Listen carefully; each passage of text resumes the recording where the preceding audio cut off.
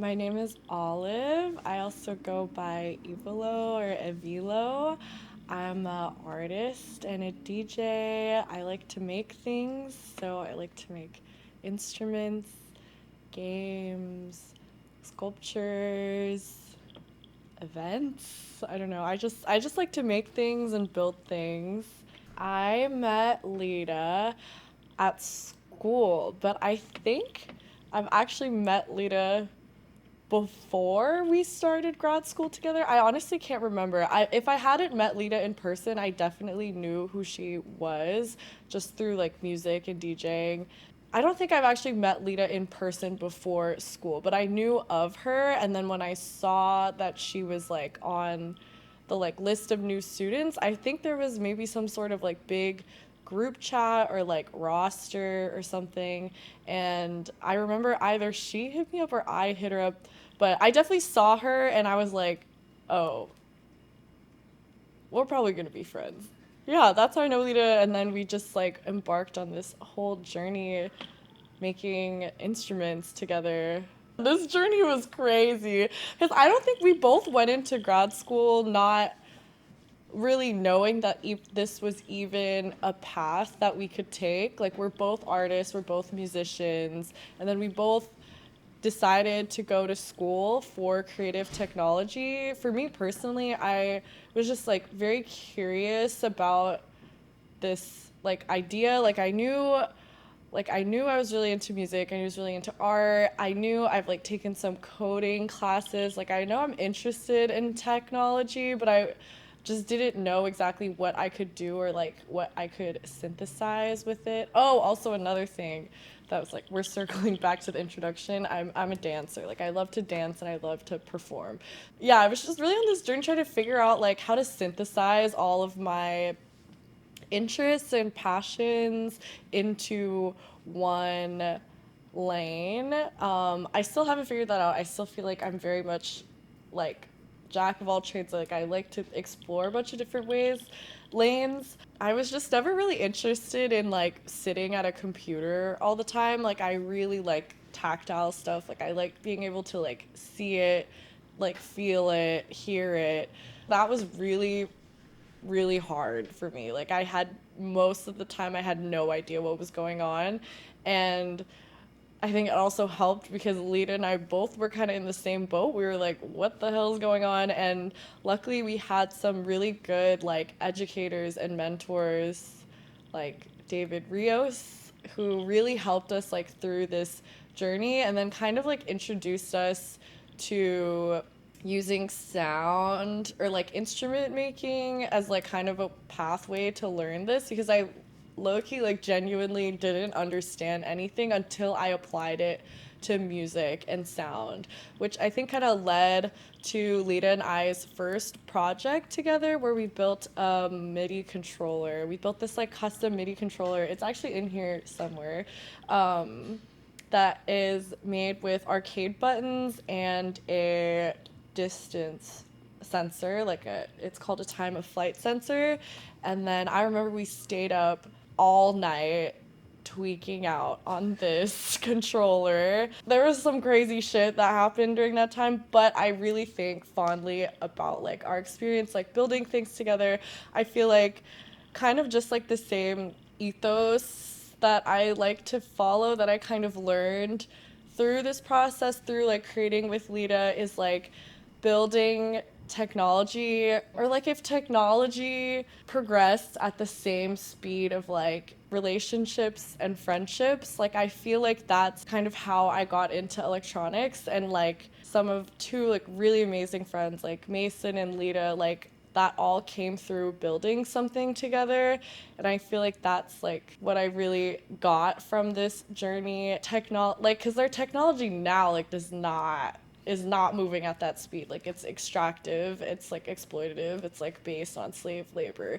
But it's like what if, in this new world that we have to build, and if we just hold that intention and build with that intention naturally, the technology or like whatever, it doesn't have to be technology, whatever you're making will come out with that same type of like energy. So yeah, then we built our first instrument together. Then what is it, October 2024, Lita gets doxxed for ripping down these posters, like Israeli propaganda posters in the park. All this shit just keeps unfolding. Like there's just so, like, we went to like a Zionist institution, so not a great environment to be at, especially during that time. Like our nervous system was like, I just could not be there. I just could not be there.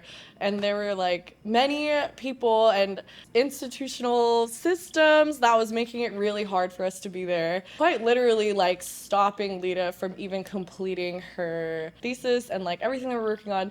So that kind of changed the trajectory, I think, and made me and Lita go even harder on the things that we were working on. And then it really like really solidified this like idea for me of like making tech for liberation and like embodying that in kind of like every decision that you're making and just like every relationship that you have, just like living your life truly through that and then channeling that also into whatever you're making.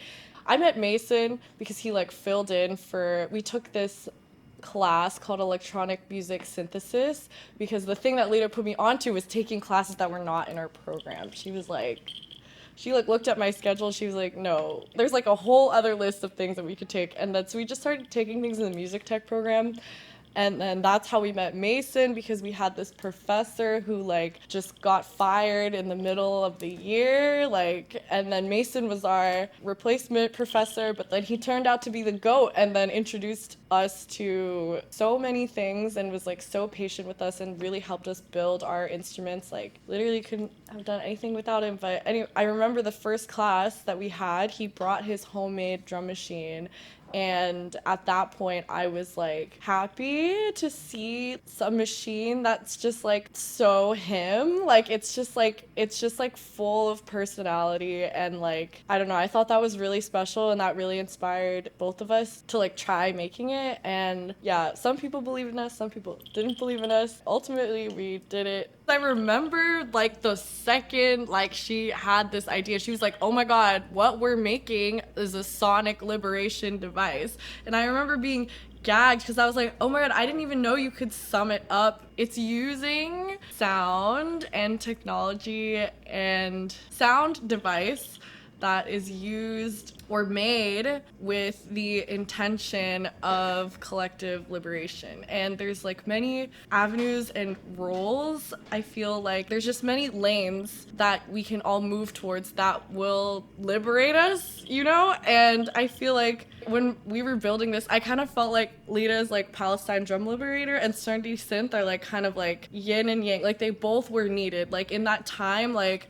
we were organizing a lot and we were going to protests, organizing like anti-doxing events, like organizing, studying. It's really exhausting. And at the same time, like every day you hear and see the most like horrific thing you've ever seen and heard in your life. And what I really want to like share with people is, one, the idea of like a new world is possible. Like we just need to work to build it and we have to do it every day and like with every part of our being and materialize it.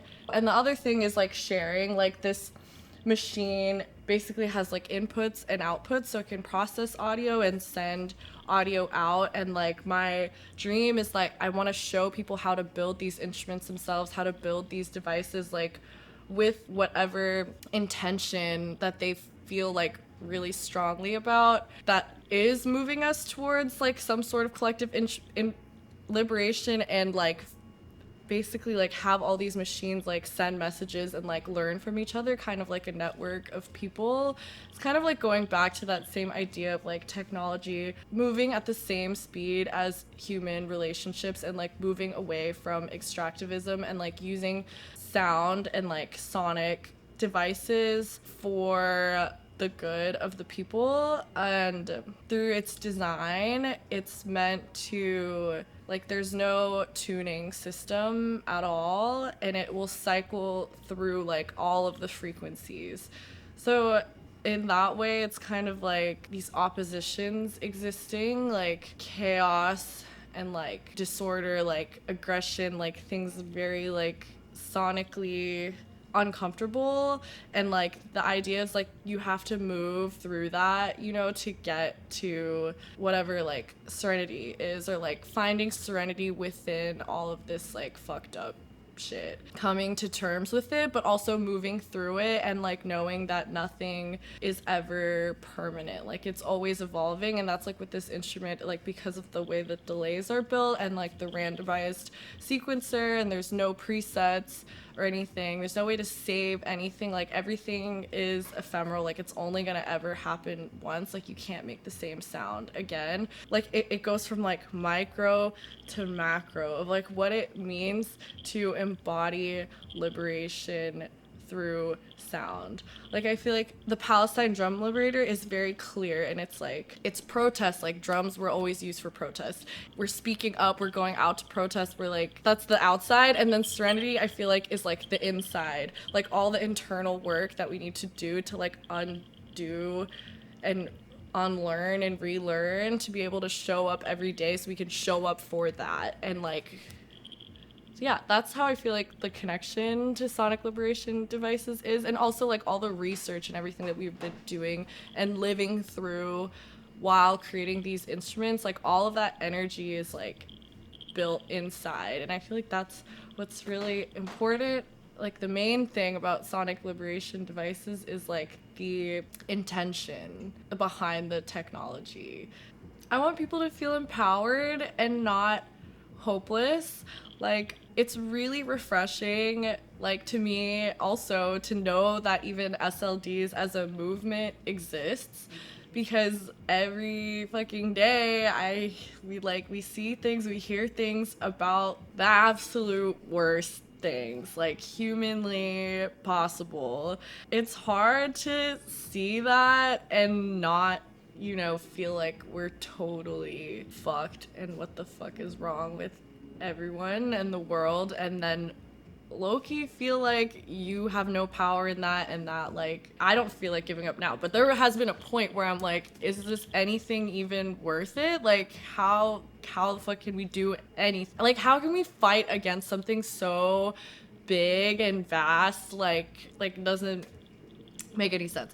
But anyway, this movement, like I just want people to feel really empowered, because it really shows like how, you know, you can build this new world, but it's like literally what other choice do we have? Like there's literally no other choice. We can't just like oh yeah, what's the other choice? Give up, do nothing? Like the fuck? Like that's actually, we can't do that. We just simply can't. So the only thing we can do is just keep working to build every day, and that's what I hope people do with sonic liberation devices, is like build your own tech and like just bring technology back in the hands of the people, and not have it be such abstract thing or something that feels really out of reach, which is like why I really want people to learn how to build their own instruments and be able to, if everyone just built their own instrument, like imagine how much we could learn from each other. Like it's really beautiful. And like I don't even know, like we just have so much potential like as humans to build like a really,